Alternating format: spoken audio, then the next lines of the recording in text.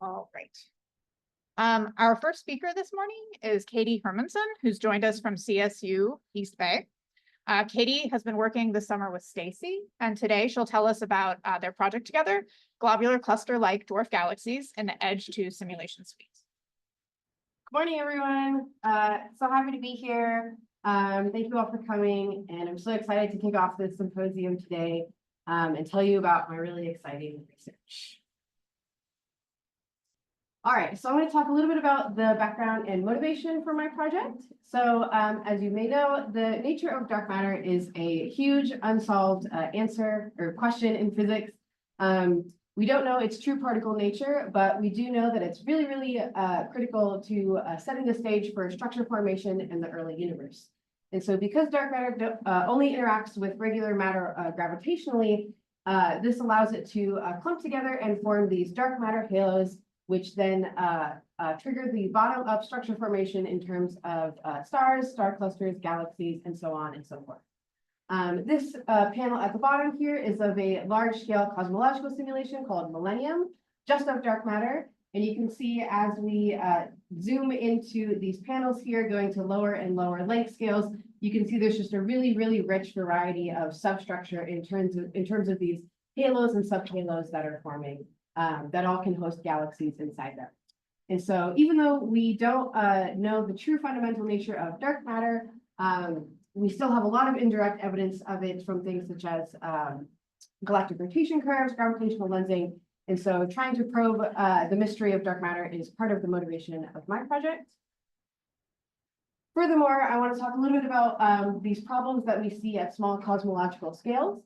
And so when we think about the standard cold dark matter cosmology, having cold dark matter as kind of the motivator behind the structure formation, when we look at really, really large scales in the universe and observe what we can see today, we see that it's really, really successful in explaining and predicting this large scale structure. However, as we move to length scales smaller than around 1 megaparsec and mass scales smaller than around 10 to the 11 solar masses, we see a lot of these tensions arise between observations and predictions.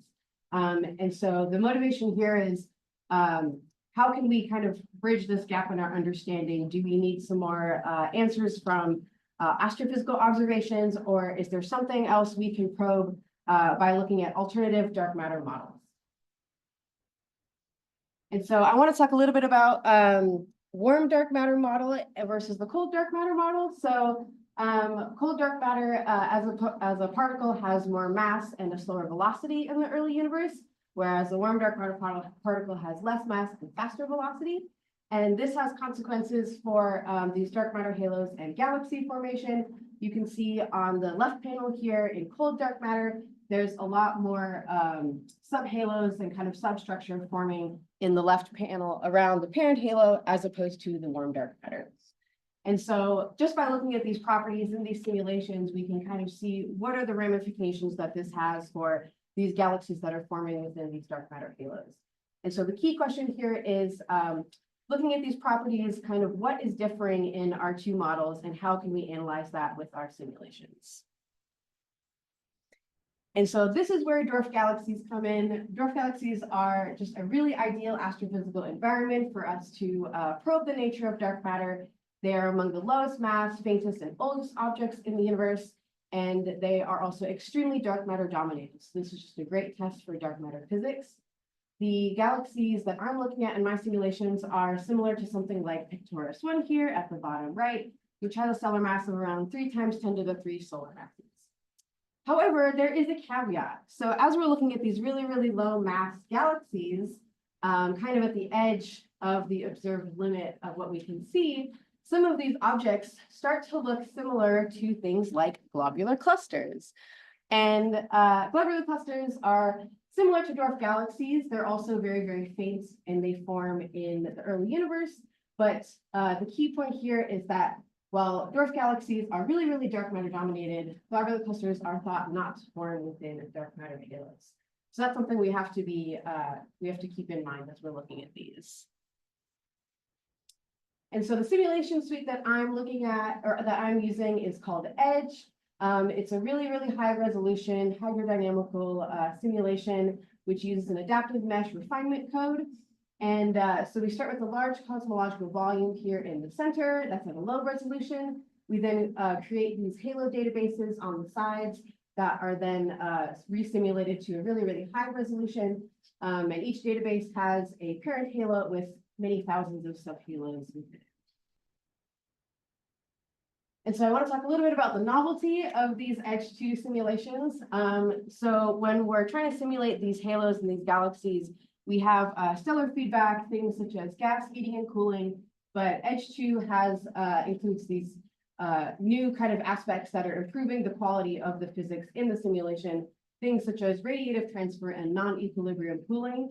This allows for a more extended and sustained star formation in these galaxies. So we have a wider range of stellar histories to analyze.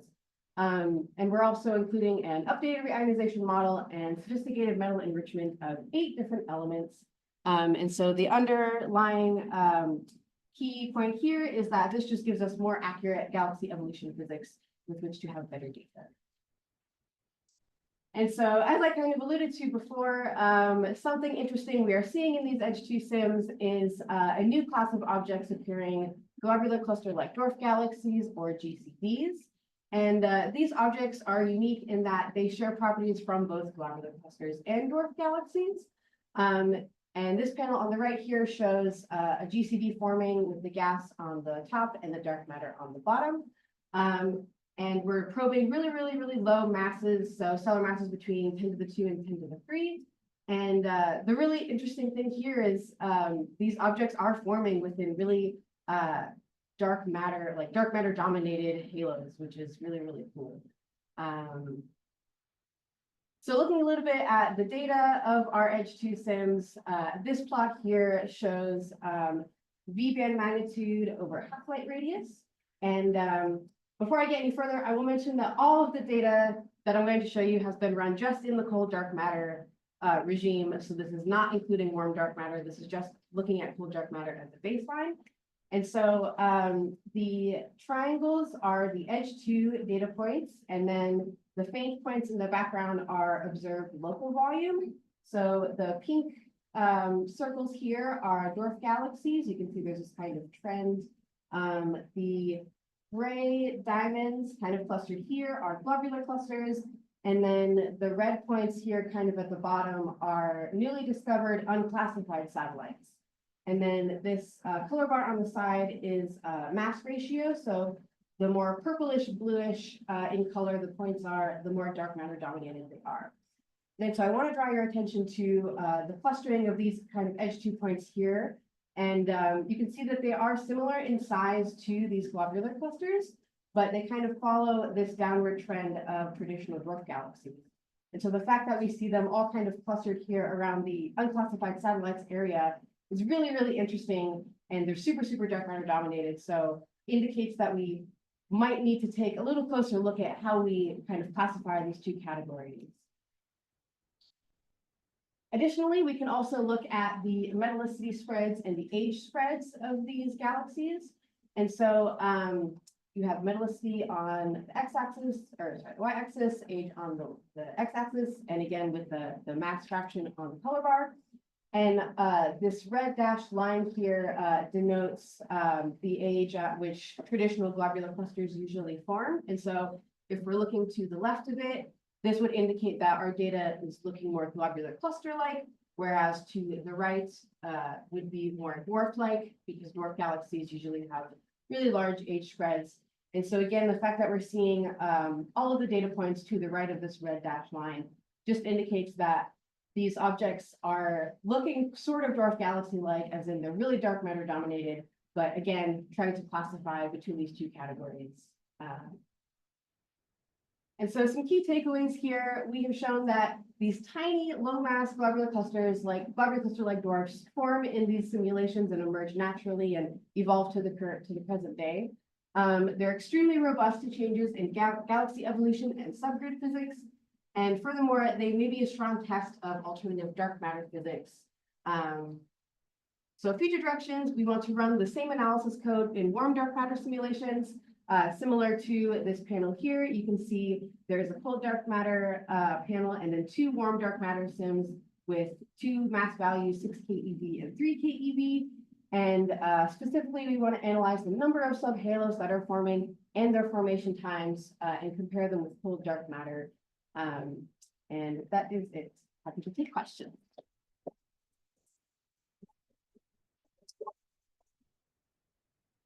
Great, thank you, Katie. Questions? Mike, start us off. Thanks for the great talk. So you commented on the age spread of these things. So I'm interested in when do they form? I'm guessing it all happens before reionization and then they can't form after. Yes. Yeah, as I mentioned, we do have like these large age spreads, like long stellar histories. But an interesting thing that I mentioned in like the technical detail slide is that we do see some star formation happening after quenching by reionization. Other questions for Katie? Anna. Mentioned that these EDGE simulations track some number of chemical elements. So I was wondering whether those that are unusual in globular clusters, there is a specific pattern in aluminum and sodium and some other elements as well, whether you're tracking any of those that might be another angle on this distinction between a globular cluster and something else. Yeah, I don't know the exact elements that we are tracking off the top of my head, but that would be really interesting to look into and see the trends. Yeah. Any other questions for Katie? All right, let's thank her one more time.